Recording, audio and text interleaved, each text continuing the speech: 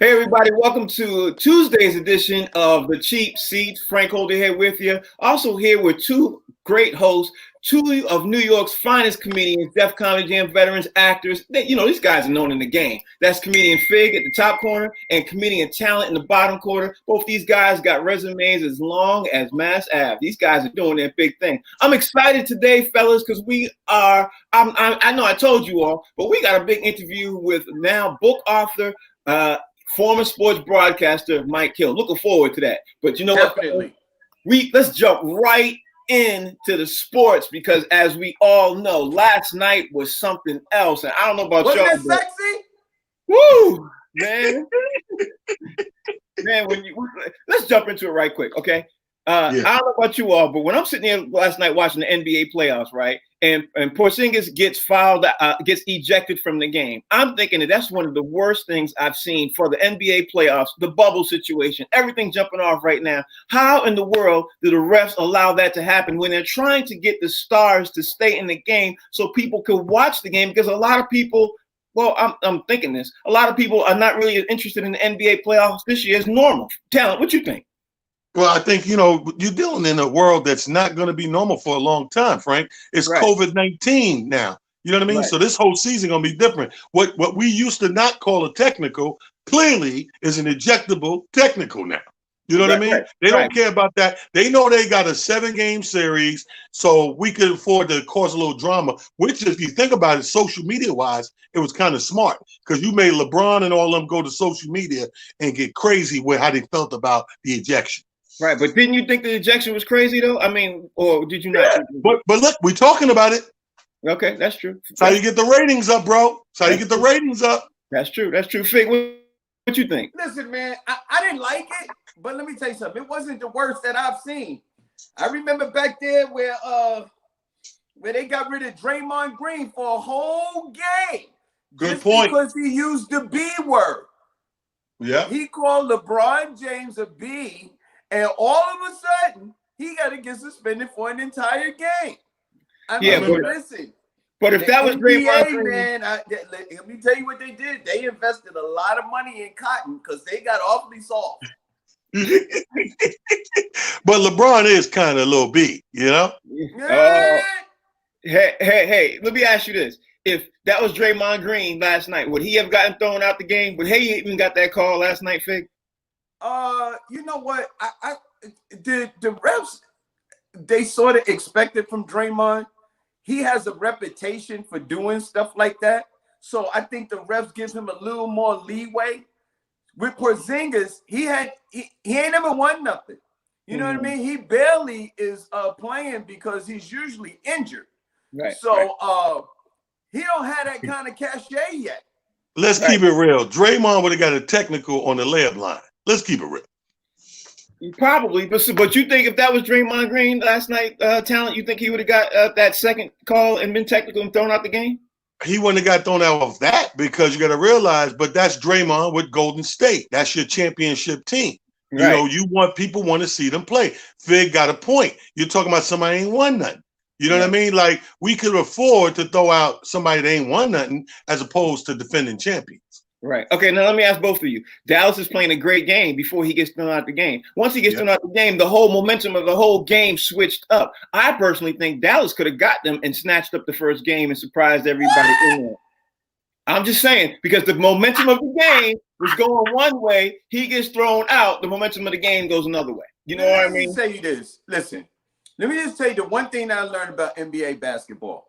Champions usually wait towards the end of the third quarter and the fourth quarter before they turn it all the way up. If you look at the Clippers and you look at everybody on their roster, most of those dudes have been in the battle before and they know when to turn it up. If you look at the other side on Dallas, nobody on Dallas team has ever been there before. I don't care who they are. Tim Hardaway, Doncic, Porzingis, ain't nobody on that team. Dirk Nowitzki is not coming out. Your little JJ Barea, they ain't got Tyson Chandler. None of those guys is coming out of the tunnel. None of them guys been there before. So they can't even spell turn it up. They can't even spell turn it up. it turned up, but I know what you're saying, Frank. The momentum changed, but not due to what you think it is. Momentum changed because these dudes cut it on. And that's when they cut it on. They got heated. They was like, okay, let's stop playing with these dudes now. Let's turn it up a little bit and show them something. I don't know, man. I'll say this, because they were playing in the bubble. It seems like anything is up for grabs. But I know this. You all are using past experiences when people play at home and when they play or away. I just think it's a completely different experience playing in the bubble, because it's like you're playing in the gym with nobody there. You know what I mean? No matter what happens, can happen. You know what I mean? So I don't know. When Porzingis, they had momentum. You got a point. You got a point with home and away, because nobody's in there. Like I said in the beginning of this show, the season, that is like a big professional scrimmage, because you only got virtual fans. However, if it's your home game for you, your logo on the floor, your logo hanging up. Right. If you in there and you don't see none of your stuff. Yeah, exactly. I agree. I do feel a little bit away from home. I agree. But you walk in home and there's a different woman cooking your meal, Frank, you're not gonna feel like a home game. Yeah, that's true.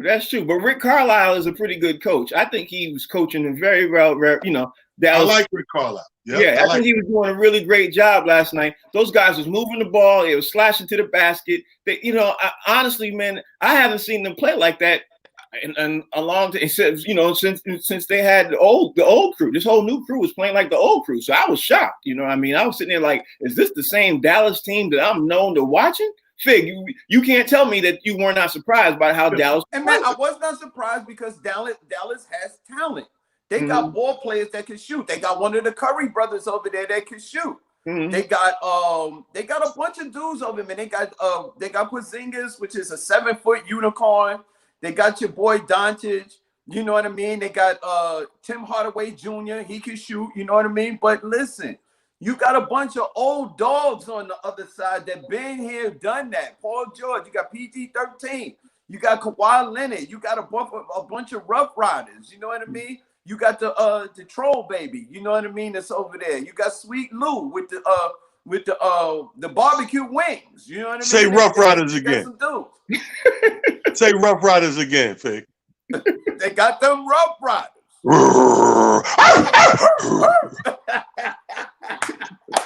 They got them dogs on the other side, man. You gonna see. Watch game 2 when they play. It's gonna be a different game, man. It's like, okay, you guys think y'all really can play with us? Let me show you something. Right. I don't think Dallas is gonna get a game. Not one game. And let's be honest. Let's be honest and be real that this was the welcome back chemistry game, because they haven't been together and played together. You gotta realize it's your boy first game since quarantine. So it's like these guys are just coming back together, getting their feet under them. But like Fig said, man, the game 2 and 3, when they get out there and they more comfortable and they clicking, this ain't as close as you think it's going to be. Right. Yeah. They got Montrez back for his first game, man. Montrez, how he was huffing and puffing. You see him?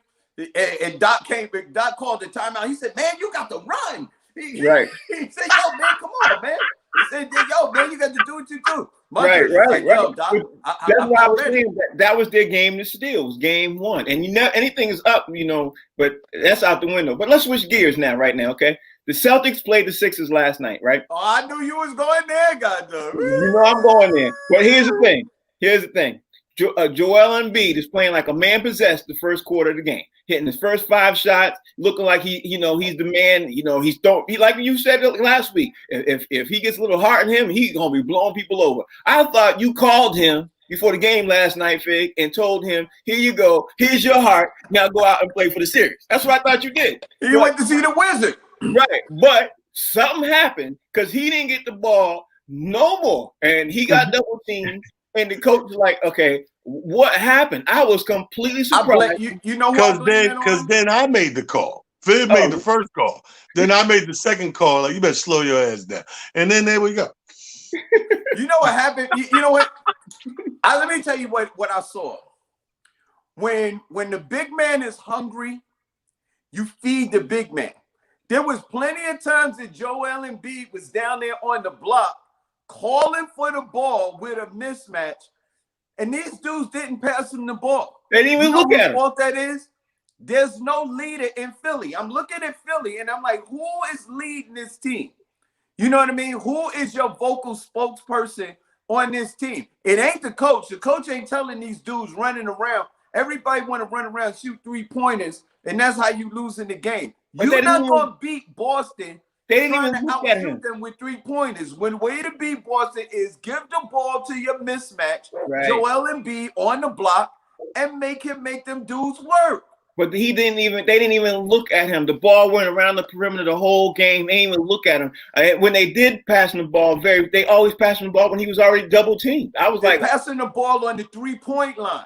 Yeah, like I don't know. You at 7 feet, you're not supposed to be driving the ball no place. Not unless you on your way to the arena and you got your ball in the back seat. That's the only time you're supposed to be driving the ball any place.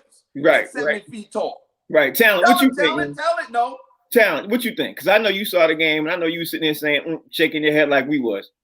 Yeah, I mean, I believe. See, here's the thing about it. He's right. You got to feed the beast when he's hungry and it's working. You don't go away from what's working.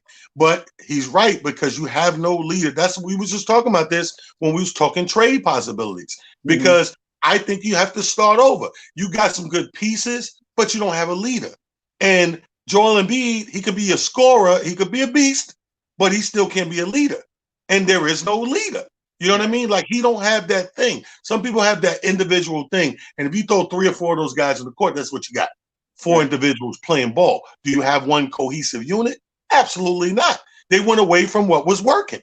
Right. So do you think if you got Joel Embiid on the block and you feeding him, he's a beast. If you got Joel Embiid 7 foot tall out by the 3-point line, he's a dirty Q-tip. Yeah. And and I go back to my original theory, man. I bet you one thing, Fig, if he get a fresh haircut, like a fresh fade, I bet you they dump that ball down there 100 times a game because you can't miss a fresh haircut. Everybody like, look at this haircut. I've seen last 2 weeks more tweets and posts about Jalen Rose haircut than I did about anybody's stats. Haircuts draw attention. I don't know what it is, man. And you know what they really need? They need Mama Montego down there with one of them big barrels. You know the big barrels that they cook on the garbage can where they got the jerk chicken? They need one of those down there by where Joel Embiid is where his team is scoring. They have one of the Jamaicans down there making that jerk chicken, and he can come down there and he smell that food. Ooh! Well, we can't say he wasn't hungry. We got that one. I got to blame on the rest of the team. Yeah, is the coach on the hot seat, man? If they lose, the Sixers lose this series, is the coach getting fired? I think so. Gotta be. You know why? There is literally nobody on the Celtics that can even slow. If Joel Embiid really wants to play, and you put him on a block, there's nobody on the Celtics that can even slow him down. Right. All right. Okay. Nobody. Okay. All right. Talent. Is it fair for the coach to get fired because he lost JJ Redick and he lost the guard who went down to Miami? He lost. Now his name escapes me, but he lost 2 vital players to his team. And because he lost those 2 vital players. You talking about Jimmy Butler? Jimmy Butler. So he lost Jimmy Butler and JJ Redick. Is it fair that he gets fired? He doesn't have. And then of course Ben Simmons gets injured this year. Those are 3 important pieces right there to the team they made the last couple of years. And now this year they making a run and they don't have those 3. I think here's my thing. If I'm looking at a coach, whether I'm hiring or firing, right? Sometimes it's not about winning the big prize, but sometimes it's about the total effort. The total collaboration of effort. I could have a losing team, but I see that these boys go out there hard every day and lay it all on the line, and the coach lay it all on the line. I'm good going another season with that trying again and adding some stuff. But if I see that people are just lollygagging, and here's the thing about a coach, it's not that you're a good or bad coach. Nowadays, the climate we live in now, you got to get the boys to play for you. If they don't respect the play for you and put out for you, they put your job in jeopardy. Right. That's the reality. You know something? We don't even know if that coach has a say-so in personnel. It's like, listen, if you want me to cook the food, let me go get my groceries too. So we don't know if the coach got say-so in the team that he picks or who goes or who stays and stuff like that. listen, if you ask me, I keep Jimmy Butler and I get rid of Ben Simmons and keep Joel Embiid, or I keep somebody. You know what I mean? I keep one of the two. But the person that I really want to keep is Joel Embiid. I get rid of Ben Simmons and I keep Jimmy Butler. Jimmy Butler's that dog. Right. But I tell you, the Sixers were scrappy though. When Joel Embiid is sitting on the bench, the Sixers made a run. They're scrappy. I don't think they should get rid of the coach. I think they need to give him some more help and then trade one of actually I would trade Ben Simmons and get me two, we might be crazy to say, but you got to get some help. Joel Embiid is impossible to be like, that'd be insane to trade him because he's so big and everything else, he can move people out. But I don't know. I mean, I don't know what I would do, but I would get that man some help because the Sixers team is a really scrappy team. Right now. The thing is to convince Joel Embiid, somebody with a half a brain needs to convince these 7-footers that they're not point guards. First of all, who we need to start putting the blame where it belongs sometimes. Whoever the Gatorade boy or girl is, that's very important. If that Gatorade's not getting there quick enough and you're not getting hydrated quick enough, like you said, it was winded the other day in the clip again, it can happen, man. I think the blame needs to be equally distributed. Right. Joel gets a little bit of that. Ben, of course, gets some of that. Coach gets some of that. GM gets some of that. Y'all split that. Yeah, or at least spike Joel Embiid's Gatorade with some ginger beer. or the cheapest way to go is hire a barber. Yeah. The cheapest way for $40, you got your problem solved. Yo, just get a barber and have him in the bubble. You know how they got the mask mandate? People got to wear masks. Mandate haircuts. See what happens. Right.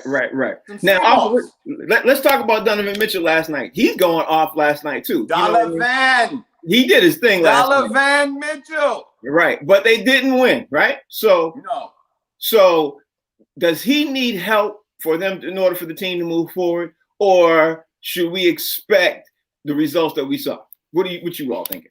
Well, he always needed help. He always needed help. And unfortunately, when you're really good, size does matter. Any woman will tell you that. Right. You can have the best stroke in the world, but you ain't got the size, you're going to keep falling out. So Donovan Mitchell, I've always said this, as great as he's going to be as a player in this league, he's at a size disadvantage where he's going to need certain pieces. And the pieces that are around him, he's 1.5 piece away from pushing the envelope. Right. I'm not saying a chip, but at least constantly pushing the envelope on a consistent basis. You know what I mean? Because he's good, but at his position, you can only expect but so much from him. He's going to need some help. Right. Yo, man, let me tell you this. He dropped 57. 57. And he needs help? Yeah. I mean, how much more do you want one man to score? He went nuts. He put a 57 piece on him, and he needed somebody to go along with him. You know what it reminds me of? I'm not called. Don't say I'm disrespecting Mike, because I'm not. But it reminds me. I was going to use the same analogy, though. You're right. You're absolutely right. Go ahead. It's like when Mike used to go off before he got Scotty and Horace and the boys and stuff like that. Before he started winning, Mike used to go nuts by himself. He's like, "Yo, man, if I just have a horse or two to go with me, I can make some noise." Mike never had nobody to go with him. It's the same thing with Donovan Mitchell. Ain't got nobody to go with him. Right. Well, anyway, the end of the results game was Utah ended up losing to the Denver Nuggets. But the game I was thinking about both of you all last night, man, was Brooklyn playing Toronto. Now, if you watched the game, like I'm sure you guys did, Toronto came out and they were smoking them. But Brooklyn came storming back and almost got them boys for a game. Are we still going to stick with Toronto taking out Brooklyn? Because if I had to pick an upset series right now, I think I would go with the Brooklyn taking over Toronto, even though I did pick that, beginning of the series, because Brooklyn is a bunch of scrappy dudes. Those boys balled out last night, even though they lost and a couple of missed shots, a couple of bad selection shots that they took, towards the end of the fourth quarter when they could have, almost tied the game. They ended up blowing it. Either one of you guys still, leaning towards Toronto taking Brooklyn or what? It ain't happening, bro. It ain't happening. Let me tell you what Brooklyn is. Brooklyn is that boxer with great potential, but Customato got to teach him to go the distance. They haven't gone the distance. They're not ready to go the distance. You know what Toronto was built for? Toronto is built for 7-game series. They've been doing it for how many years in a row now? Right. Yeah. And let me tell you this, is that what happened was Toronto saw what they did with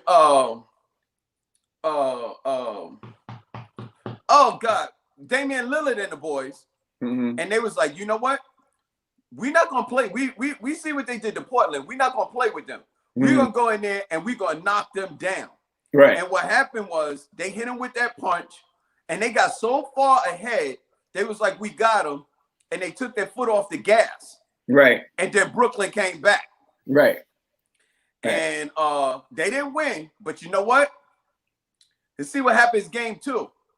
If Brooklyn is able to bring that kind of play, because they got some dudes that can play. A lot of their shots just wasn't falling. Right. You know what I mean? Let's see what they can do. Let's see if they can come back, man. But I don't see them beating Toronto because Toronto is well balanced, and Brooklyn is they in there. They like a 3-legged dog in a 4-legged race.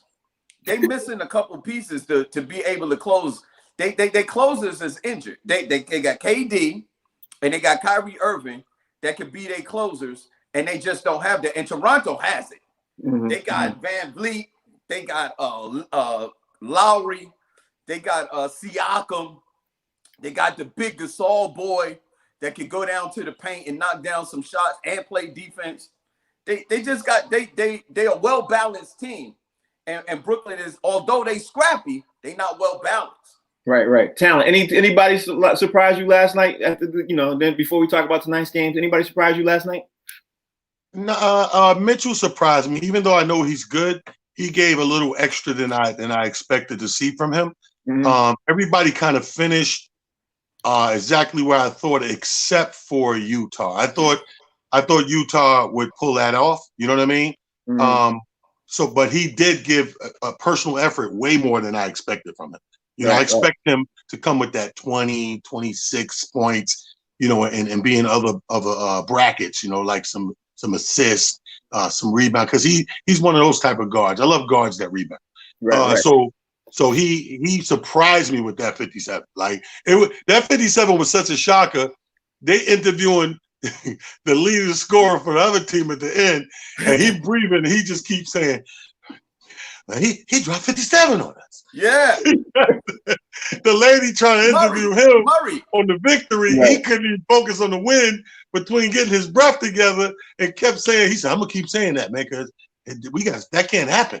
I was 57 on us. I was crying at the same time. He had won the game, but he couldn't enjoy his victory because he knew the coach is going to drill that to you in the room. When you get in the room, as much as you walked away with a win, coach going to be in there kicking your ass with, how did this guy get 57? This guy in the business. I agree. Fig, you want to answer that question too, man? Anybody surprise you last night? Man. I mean, I was looking for Gobert to get him a little something, man. You know what I mean? I mean, that's the dude who I'm counting on the most to help out Donovan Mitchell is Gobert. Right. You know what I mean? The Frenchman. I'm looking for him to come out with some fries. You know what I mean? Some toast, some French toast, some French fries. I'm looking for him to bring a little something to the table. And something to the table. I got to change my service though, because I got this prepaid sports service where it give you 4 quarters, but it give you 1 quarter each game that's playing. So you gotta pick which quarter. I saved the 4th quarter for Toronto, but then I had Utah's 2nd quarter. I had the other one, first quarter of the Clippers. I got to change my service. Bananas. Hey, so Orlando's getting ready. This game's getting ready to kick off between Orlando and Milwaukee. Today we're going to see also Miami, Indiana, Portland and the Lakers, Oklahoma and Houston. Any one of these games besides, I know everybody's looking forward to the Portland and Lakers game. Anybody of these games going to surprise you? You think it's going to be the one that might shock you? Or anything you especially after last night's games, because last night was kind of stuff that like, wow, I didn't expect to see that, especially with my man getting thrown out the game. Like, I did not expect to see that, So yeah, I don't think nobody expected that one. That was that was a little crazy right there. Today that'll probably be the last one in the bubble unless somebody throws a punch. Right. I am looking for I'm looking for the Thunder too, man. You are? Yeah. Wow. I'm looking for the Thunder to put somebody's feelings on the line today. You know what I mean? I want to see James Harden getting his feelings. How about you, Fig? You know what? The Thunder, they've been playing really good, and they got Chris Paul. You know what I mean? They got Chris, and he's coming off that whole State Farm thing, and they got Jake from State Farm that's rolling with them, so they.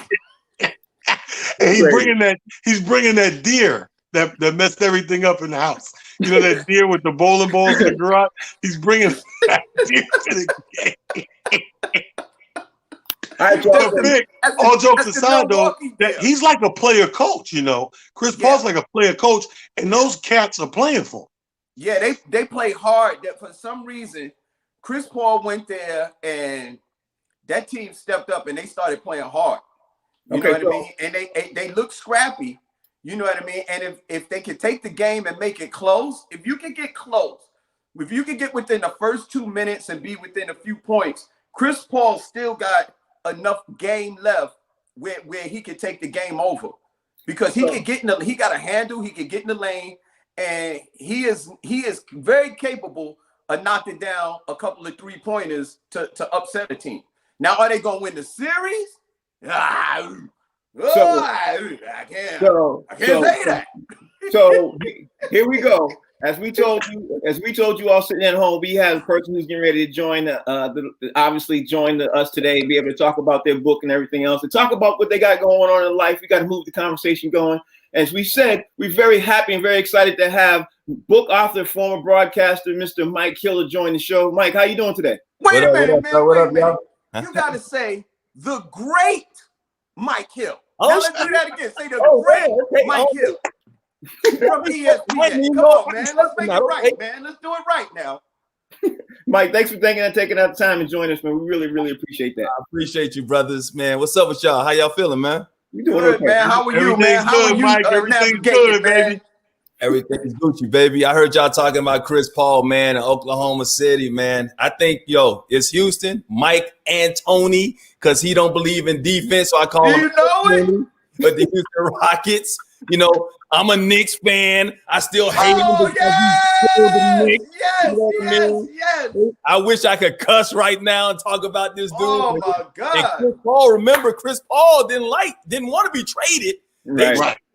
So he's all fired up, man. And watch out for this kid, Shai Gilgeous-Alexander, bro. Right. Yes. I covered the Clippers for 3 years. I saw him as a rookie, man. This dude got a bright future, man. He gonna make a big difference in the series. Watch. So since you bringing up sports, bro, and we're gonna talk about your book, Open Mic, in just a second. But since you're bringing up sports, how disgusted were you last night when you saw Porzingis get thrown out the game last night with the second technical? Change the series. Can we cuss? I don't know if we can cuss. I don't know. No, that's cool. No, that was cool, man. No, that was. And look, the thing is, I'm a Clippers guy, right? So I was with the Clippers for 3 years, or whatever. But what he got thrown out for was some bull, straight BS, man. So yeah, I was upset. I can understand why Dallas fans were upset, man. But Dallas, man, they got to be excited, bro. Oh my God, that dude, Luka Doncic, that dude is a beast. I'm telling you right now. I put this on Twitter. I said before it's all over, this dude gonna win at least 3 MVPs and win multiple championships. I don't know if he's gonna do them all in Dallas, but that dude right now, 2 years from now, he's gonna be the best player in the NBA. Best player in the NBA. Watch and see. Yeah, but I was about Porzingis being thrown out last night. Should the NBA institute something like a bat phone or something to call in, when something like that egregious happens, and maybe Adam Silver, makes a phone call and says, no, y'all can't do that right now because we got all these people watching. We're in the bubble. We're trying to keep the ratings up. I mean, it changed to me. I was telling Talent and Fig, it changed the whole momentum of the game. It might even change the series because in game 1, you couldn't see game 2. And you never know. You know what I mean? And it's the bubble. There's no home fans. There's no, I don't know, Mike, what you think, man? Yeah, I mean, it is what it is. Teams get screwed all the time, to be quite honest with you, man. So, you raised your concern on Twitter on this platform right here. Adam Silver hears all that type of stuff, and the referees hear it as well, man, because they get evaluated. And depending on how they get evaluated and their grades, whatever, determines if they get to, referee in some of the bigger and more crucial games or whatever. And eventually, if they don't continue to do their job the right way, they can get, kicked out of the league and thrown out, man, and fired right now. But, that's just part of the game, man. Everybody's been screwed once or twice. You know what I'm saying? When it comes to all you got to do is let them challenge ejections. You know what? But you can challenge fouls, but you can't challenge. That's what I'm saying. Let them challenge ejection right there in the real time. Somebody do this, go, you out of here, go in the ref door, the coach door, red flag. Hold on, player. Let me look at this. What happened? But that's the referee's discretion, man. Like you can tell, Frank might have a different tolerance than you, Talent, when it comes to that. So Frank may not want to hear a player curse him out, but you allow somebody to curse him out, just don't get it right. You know what I mean? So that's all up to their discretion, man. So, that's just unfortunate, but that's just the way it is. Right. You know what? I actually don't think that he should have got the first one.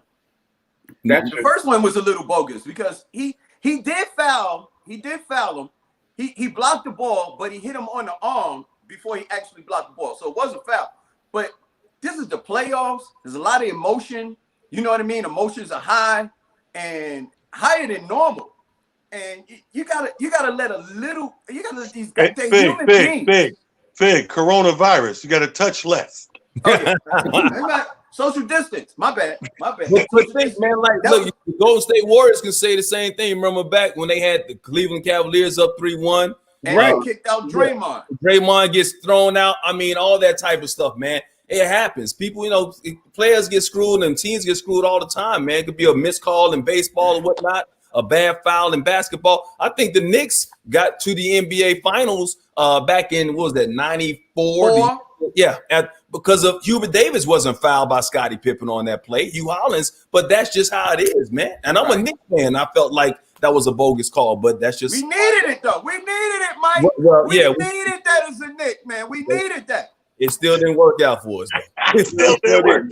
Hey, so the news just dropped that Gordon Hayward is out for 3 to 4 weeks, and that might affect the Celtics. It might not. But since I only got Mike Hill for a little bit of time, I want to talk about his book because we're down to 10 minutes. I got Mike. Let's jump in right quick. You got a brand new book called Open Mic. Yes, sir. And you also got a podcast. Thank you for showing us the book. We appreciate it. No, Brian. But I'm going to explain it to the brothers too, man. I got to explain it to the brothers, man. So I did this, man, because a lot of brothers think like, well, he on the cover all naked or whatever. But this is me being vulnerable, man. This is my memoirs, being really transparent about my life and the things I've gone through and the traumas I've had over my life, man, and how it's affected me and affected others. So I wanted to be on this book cover like this because the most vulnerable you can be is being naked, right? So This is me stepping out of my darkness into my light. My head is bowed slightly because I'm ashamed. I'm a little bit embarrassed by some of the things I've done in the past. And also the ropes around me are like, that's my chains. That's been like my things that have been kind of holding me down. On the back cover, man, you see it's a little bit lighter. My head is up. My eyes are open, and my girl's behind me because she got my back, man. And she got her hands wrapped around me like the arms of God. And she's always talking to me, man. So I wanted to explain that, but it's my memoirs. And if I wouldn't have written this book, brothers, I'm going to tell y'all right now, man, I probably would have died because we as black men, sometimes we have so much trauma that we pack inside of us. And we just look at it as it's life. You know what I mean? It's just like we just deal with it. We man up or whatever. But I had so much that I was dealing with that until I started writing this book.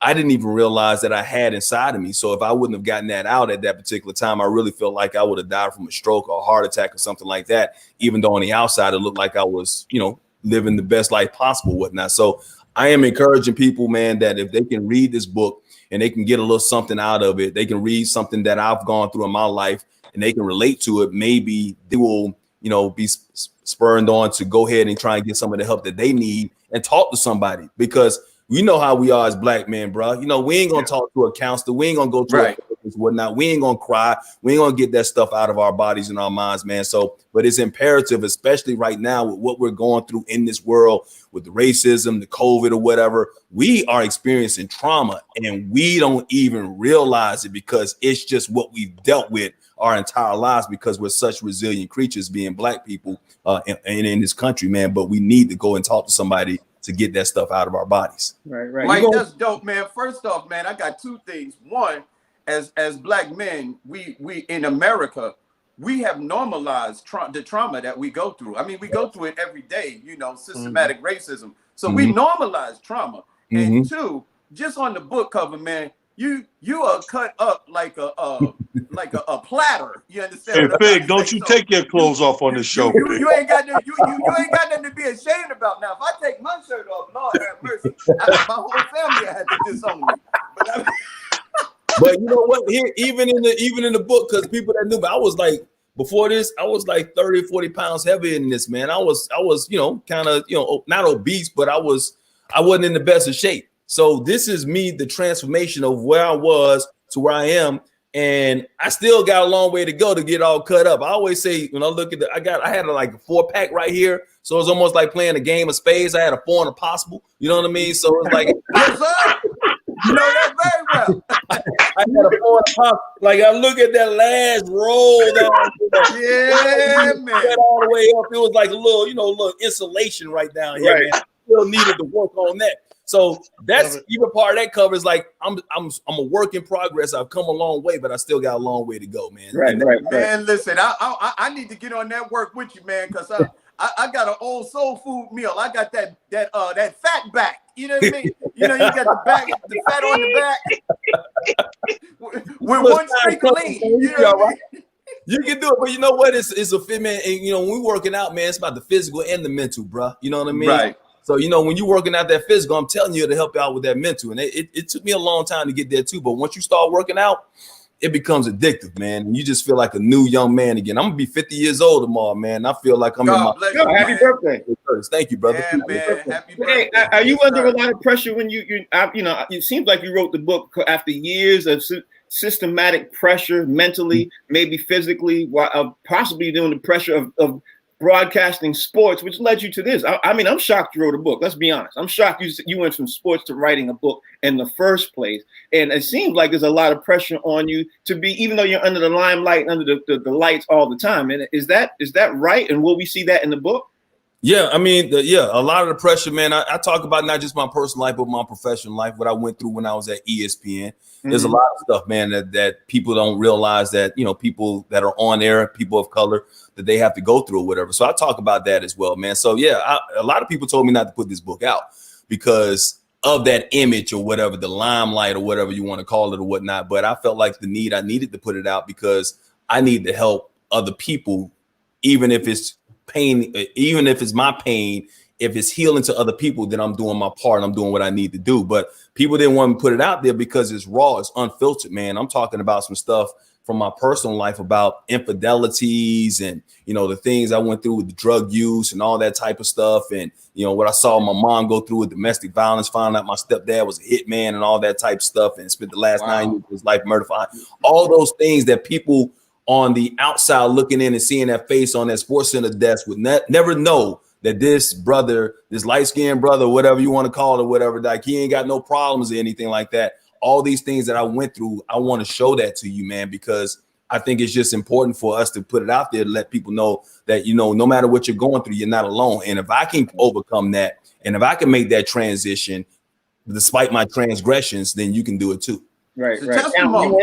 Talon, you want to ask him, brother, because it's your turn. You know, I want to see if you had something for the brother. Well, I definitely, first of all, big fan, man, and I'm proud of the accomplishments. It's always amazing to me I get a kick out of realism. You know what I mean? So talking to you, and I get this is in the book as well, but just talking to you and seeing that no matter how long and your accolades and your resume, you still got your down home brother in you, man. You still talking about a 4 and a possible player. You know, I respect that. Despite the traumas, it's just comedy. Yeah. Hey, look, Mike. You see what it is, Mike? We don't play. It's still comedy. You know, at the same time, you gotta laugh, man. You gotta have it. You know, so I feel good, brothers. You know, the things, no matter what I've been through, man, no matter what this book turns out to be, no matter how people throw arrows or swing, whatever you can say, man, you can call me whatever you want to, man. I'm feeling good. It's a rebirth for me, bro. I love that. I love that. 5 years of my life are going to be the best years of my life because I'm going to make sure they're the best years of my life. And I hope everybody else feels the same way and try and have that same mentality. Right. That's great, man. I see the time is closing out on us, man, and I want to leave you with this last question. Where else could we expect you? Are you going to write another book? You going to jump back into sports? I know you. I heard that you got a YouTube channel up. You know, dude, I'm still doing Fox Sports 1 when they got college football, if it ever comes back. But the two conferences that they had in college football, they're not playing in the Pac-12 and the Big Ten, so we're not doing that this year. But hopefully, college basketball. I got a show on Fox Soul. I don't know if you heard that outlet on Fox Soul, man. I got a show called The Michael Biden Show. So I'm doing a talk show talking about everything, barbershop talk, whatever's happening in the Black community. I got a YouTube open mic sessions that I'm doing where I'm talking to brothers and talking about relationships or whatever. I'm also on a reality show. I don't know if you heard that or not, but my fiance is Cynthia Bailey on the Real Housewives of Atlanta. So I'm doing that. And also the book. Thank you, bro. We getting married in October, supposedly. Congratulations, man. And then the book. And then other things, man. I got a dating show in the works. And, I'm just trying to take over the world, man. Do as much as I can to make the world better, brother. I wish we had more time that dating thing, because that don't seem like that'd be you. But what's up? Hey, Mike, let's get a swap going, man. I got the It's Just Comedy hoodies and T-shirt. I send them to you. You send me the book. Let's get this popping, man. We Knick fans, baby. We Knick fans. I definitely want one of those shirts. I'm gonna send you guys some open mic shirts, man. So I'm gonna have my publicists get your information, whatever. Send you guys some books, man. Make that happen, man. Hopefully you can read some and pass that along to some other brothers out there. Bro, thank you for taking that cover, man. I got you. What's your Instagram, your social, all that? I'm on It's Mike Hill, ITS Mike Hill, ITS Mike Hill on Instagram and on Twitter, man. So well, thank you, man. We appreciate you taking out the time, and hopefully we can get another interview later on in the future. I know you're a tight schedule. Again, we appreciate you, and best of luck, bro. Definitely appreciate you, Mike. Salute, brothers. Thanks, Salute, bro. baby. Appreciate y'all, man. My man, that's dope. So we had Mike Hill, man. Now, what you all think about that, Fig? Yo, man, that was crazy, man. It's difficult for Black men to come out and to be vulnerable and to expose themselves. You know what I mean? Like emotions and stuff like that. But first off, as men, we're taught to suppress everything. Yo, you ain't supposed to cry. Don't let nobody see you, being weak or whatever and stuff like that. So it's a major step for a man to come out and to be vulnerable like that and to expose some of his, past transgressions. And then for a Black man to come out and do something like that, man, is even deeper. You know what I mean? It's hard. Yeah, look, life is just harder for us, just all the way around. So for a Black man to come out and to put some stuff out like that is commendable, man. I can't wait to see it, you know what I mean, to read the book and see what he actually went through and what he experienced and, some of his triumphs and stuff like that. So that's dope, man. And I'm just amazed because it's hard to stay Black. That's what I want to know. How you lose it's hard to stay Black. Right? That's what amazed me. When he said 4 and the possible, I was all in. Because that's me, man. I could have a conversation or interview with you for 30, 40, 50 minutes. Don't matter. I'm looking for that thing to show that you still held on to who you are, what you know. Everything in your being. And when he said, man, 4 and the possible, and he was a Knick fan, hey, bro, that's my new best friend. Listen. T, the fact that he plays spades and he's a Knick fan shows that he's a winner. He's a winner. Right. I don't care what he go through in life. He got to come out on the. I mean, he about to get married. I'm not about to hold that against him. But the point is, dating show. You heard him. He's doing a dating. I'm like, a dating show. Okay. I don't know where. That's what we divide. That's what he went wrong, right? Yeah, but yo, he marrying a supermodel. Oh, that's true. That's true. Bailey, man, she's a supermodel, man. Yes, sir. Yeah, that's true. All right, so let's jump back into sports, bro. Okay, so you got to move the conversation along. We talked about the NBA, man. The NFL, obviously, we got to talk about the NFL. We got to talk about, if we have time, we got to talk about college football. But remember, we were talking about Dez Bryant a couple days ago, and yes, sir.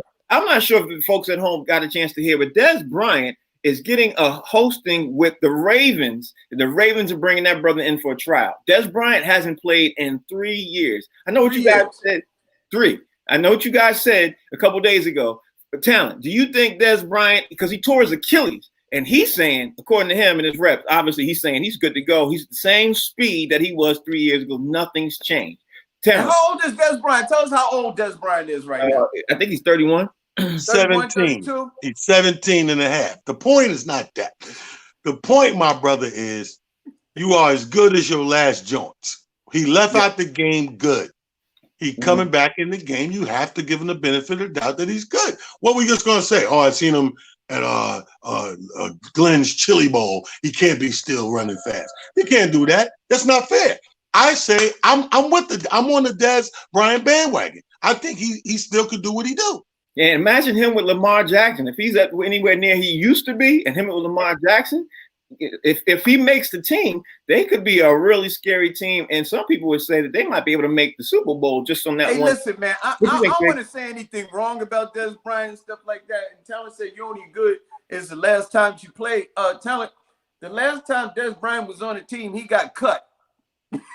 Yeah, he got cut, but we know why he got cut. Stop playing. Yeah, Jerry cut him. Right. It's that Jerry juice. Jerry got that Jerry juice and he cut him. Jerry don't cut you for your skills. Right. So let me ask you all this. Moving the question along. Coach Judge, New York Giants coach, came from the New England Patriots.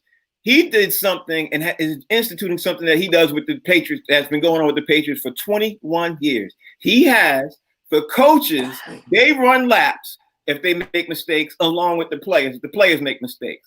Now, everybody's making a big uproar in this in New York. I saw it on ESPN this morning and everything else. In Boston and New England area, that's no big deal. It's no news. Down there, it made big news. Do you agree with him instituting something new to the Giants talent? Or is it a big deal or is it no big deal? What do you think, Tom? Well, I think you're going to have to institute, no matter who it was, if you don't come and institute something new with the Giants, where you going? Mm-hmm. Where you going? I mean, that's the whole point of a new system or new personnel, whether it's the players, the coach, the GM. Everybody goes into any situation, whether you're manager down, and do something different, especially if you're coming into a losing situation. Yes, sir. You know what I mean? Yes, sir. If you go into a winning situation, they just got 5. They just got their 5th championship and just added you on. Ain't broke, you don't fix it. Right. But this been broke for a minute. A little while, yeah. Everybody need a wrench, a pair of pliers, a hammer, some nails. Everybody need duct tape.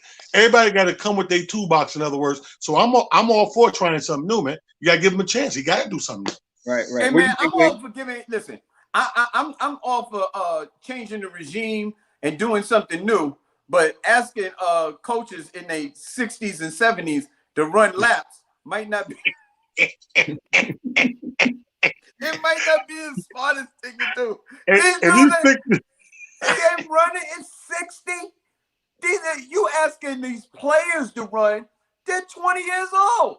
The coaches are 60 and 70 years old. What they doing running around the track? What you trying to do? Kill them? What the coaches going to do? Coaches don't play. I don't care what kind of shape your coach is in. He's not going to play. He's not going to put on a uniform and a helmet and some pads and go out there. You can't have coaches running stairs and around the track and stuff. You're going to kill the coaches. Plus, well, I'll say this. The coaches got asthma and he's allergic to grass. Well, I'll say this. It's been working in New England for a long time. You know what I mean? Yeah, New England. They have people hold people accountable for a long time. Let me tell you something. New England is different from every place else in the country. Do you know Belichick is the oldest coach that he ever had on his squad? So of course his coaches can run because they 20 years old too. Mm-hmm. All Belichick's coaches are young. You don't see Belichick running no laps, right? You know Lord well, Belichick ain't running no laps. He does. Fat self. That Belichick, old man is not running no laps. But Belichick wear all the clothes like he ran, though, don't he? You know what I mean? He got on all the old sports gear, the cut off sweatshirts, the hoodie, like he's exercising. Belichick, put on a pea coat and get your whistle, because that's what you do. The Dallas Cowboys, they lose defensive tackle Gerald McCoy for the season. That defensive tackle was supposed to be the anchor of their newfound defense and everything else. Dude didn't even play one game. Forget about, again, he didn't even play a scrimmage. He didn't play nothing. He lost him, and he's one of the highest paid defensive tackles in the game. He lost him for the season. Will that disrupt what the Cowboys are doing, or should we just expect the same regular? What? You should expect the regular 8-8. That's what we should expect from the Cowboys. 8-8. That's what they've been doing for the last 20, 30 years. Is 8-8, 8-8, 8-80, 88. And what happened is they got rid of Des Bryant, and he was 88. And then the next season they still went 8-8. So that's who they are. They 8-8. And listen, let me tell you something. This is what happened. Dak Prescott did like this. He put the hoodoo on the Dallas Cowboys. He said, "Ain't nothing gonna go good for you until you pay me my contract, Jerry." Till you do right by me. What do you think, Alex? I'm like, well, Fig gave him one more than I would have given. I would have gave him 7 wins. I think that the Cowboys are very mediocre. I think people miss the fact that they're very mediocre. Mm-hmm. And because they get the America's team and because of their legacy that they come from, people always put them higher than the expectations actually could be. So I totally agree with Fig. Everything he said, copy and paste that. Yo, I got one thing, Frank. I got one question. Does anybody in the world think that Dallas is gonna beat my homeboy? Patrick Mahomes? Yeah. Jerry Jones. Ain't gonna beat them.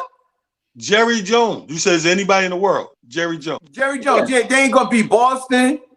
They ain't gonna beat the Ravens. They not gonna beat the San Francisco. I mean, Dallas ain't that team. I don't care what you say. They drafted a receiver and lost a dude on the line. Well, they didn't pay Dak. So Dallas Cowboys got a new coach, man. So things might be different. Mike Holmgren might be able to bring something. What did Mike do when he was in Green Bay? He had one of the best quarterbacks that ever played a game, and they got one Super Bowl. They got one Super Bowl. One. Yeah, but they got one. So they ain't got that team. The Cowboys are trying to make the playoffs, bro. They got one. Playoffs. They ain't done in 24 years. Playoffs? Playoffs? Playoffs? You talking about playoffs? They're trying to get the playoff. They're trying to get the playoff. Now, before we roll up out of here, okay, my last thing I got to bring up to you before we roll up out of here, Justin Fields, the college football player, he now got 260,000 signatures. Now, the question is should the Big Ten and Pac-12 be allowed to play each other? Because what's going on is people are sitting there saying no and yes. It's a big uproar. We talked about this a couple of times the last couple of days, but 260,000 signatures, and he's trying to get another 200,000 in the next week and a half. And it looks like he might get it. Should the college? I keep saying it. I keep asking this. Should they be allowed to play? And if not, why not? Talent, you go first. Because they want to play. They're willing to sign everything away, and they're willing to say, we're right, we'll sign whatever waiver we need to sign, and we should be allowed to play. Well, I don't care whoever signed what. I'm going to keep my stance where it's at, where I'm really on this health thing, and I really think that we're still in the middle of the unknown abyss of this. And again, I'm a firm believer, and I had this argument over the weekend with my own kids, teenagers and early 20s. I'm like, they don't know best for them. They don't know best for them, even though they may think they do. I remember when my son first started smoking a little weed, and I told him, I said, dude, I don't know if because he played 2 sports. I said, I don't know if you realize or not, you're moving a little slower. Like just mentally, it's relaxing you to the point where everything, whether your thought process, whether you're trying to rap or do music, you're moving slower than the norm. And he was like, you don't know what you're talking about, whatever the case be. It took that boy 4 years to turn around. And you know what it took? It took for his peers that wasn't smoking to pass him. And he said, yo, Dad, I said, so, you still smoking the weed? He said, no, I had to stop smoking. He said, yeah, I was counterproductive. I was like this. That's what I was telling you. It's counterproductive. And he said, you was right, I was wrong, because I'm 50. You 20. You don't know everything that's right for you. Exactly. And college kids are the prime example. They want to play. We know how it is to not be able to play the sport we love to play. Right. However, you can die. I watched the news today, and they put a thing out today, and this guy from the CDC was like, he said, our projections going forward the next 6 to 8 months He said it's going to shock the world, the numbers of the young people who start to die. Right. Hey, man, let me tell you like this. I remember when I was a kid, I used to always say, my mom want to go outside and play. She said, it's raining, stupid. You're not going outside. It's raining. Why would you want to go outside in the rain? Because my friends is outside. We say, let me tell you something.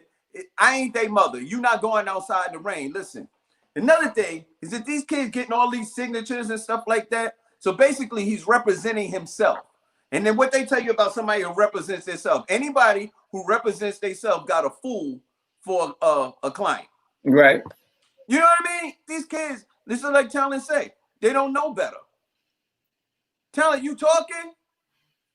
You muted your mic. I'm looking at you. Oh, I'm looking at you. Yeah. But the thing is that look, you look, these kids don't see what's going on, you know what I mean, down the line. All they can think about is right now. And the bottom line is that's why they need parents.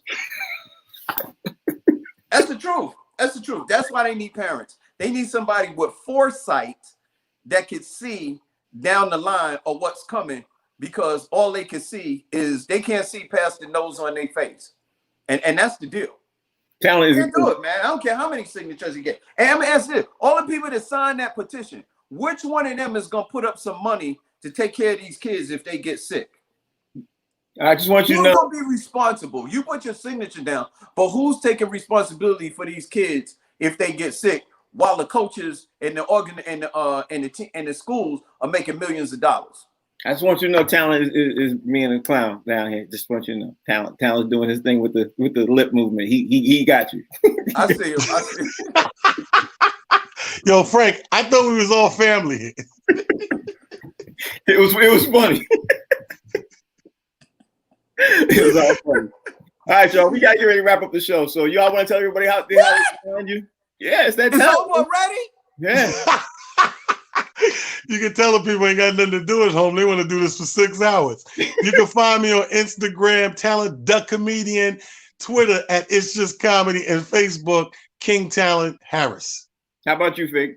Hey, your boy Comedian Fig on all social media platforms. Comedian Fig, Facebook, Twitter, and Instagram. What about you, Frank? You can download the Humor Mill app. You can also check us out on all kinds of devices and platforms. Download the Humor Mill app. You can tune into the Humor Mill on a lot of these platforms and everything else. I'm Frank Holder. I got to thank Mike Hill for calling in, and I really, really appreciate that. Thanks to Mike Hill. Thanks to Fig. Thanks to Talent. You all been amazing as usual. Tomorrow, we got a surprise guest. I don't know who the guest is going to be just yet. We're working on that. I'm trying to close it right now as we speak. But Talent, thanks a lot. I appreciate you. Fig, thanks a lot. I appreciate you. See y'all back tomorrow, 1 o'clock Eastern, 10 o'clock Pacific. Peace. You got it, baby.